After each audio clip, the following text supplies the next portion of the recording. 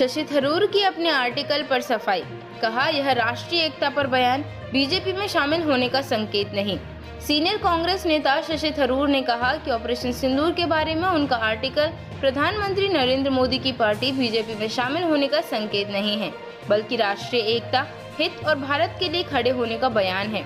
सोमवार को द हिंदू में पब्लिश एक आर्टिकल में थरूर ने लिखा था कि मोदी की ऊर्जा, गतिशीलता और जुड़ने की इच्छा वैश्विक मंच पर भारत के लिए प्रमुख संपत्ति बनी हुई है, लेकिन इसे और ज्यादा सपोर्ट मिलना चाहिए। इस आर्टिकल को थरूर का कांग्रेस पार्टी को नाराज करने और उसकी लीडरशिप के साथ उनके संबंधों में बढ़ती दरार के रूप में देखा गया। हालांकि कांग्रेस ने थरूर के बयान से यह कहकर किनारा कर लिया कि यह उनकी निजी राय है, पूरी पार्टी की नहीं। मैं संयुक्त राष्ट्र में 25 साल की सेवा के बाद भारत वापस आया। मैंने भारत की सेवा करने के लिए ऐसा किया और मुझे ऐसा करने का अवसर पाकर बहुत गर्व है। मैं भी लंबे समय से मानता रहा हूं कि हमारे लोकतंत्र में राजनीतिक मतभेद सीमाओं पर ही रुक जाना चाहिए।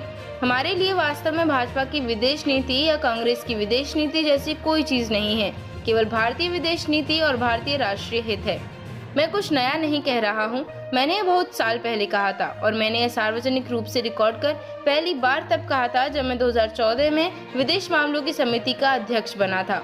थरूर ने प्रधानमंत्री की प्रशंसा ऐसे समय में की है जब कांग्रेस लगातार मोदी सरकार पर उसकी विदेश नीति को लेकर हमला कर रही है। कांग्रेस का आरोप है कि भारतीय कूटनीति बिखर रही है और देश वैश्विक स्तर पर अलग अलग पड़ गया है। वहीं पहलगाम हमले के बाद से थरूर भारत पाकिस्तान संघर्ष और कूटनीतिक पहुंच पर ऐसी टिप्पणियां कर रहे हैं जो कांग्रेस के रुख से अलग है। कांग्रेस प्रवक्ता सुप्रिया श्रीनेत ने दावा किया कि अमेरिका का भारत की यात्रा करने वाले उसके नागरिकों के लिए एडवाइजरी जारी करना देश को बदनाम करता है। कांग्रेस ने मांग की कि सरकार को अपना विरोध दर्ज कराना चाहिए और साथ ही सख्त रुख अपनाना चाहिए। उसने यह भी दावा किया कि मोदी सरकार की विदेश नीति पूरी तरह से असफल हो गई है।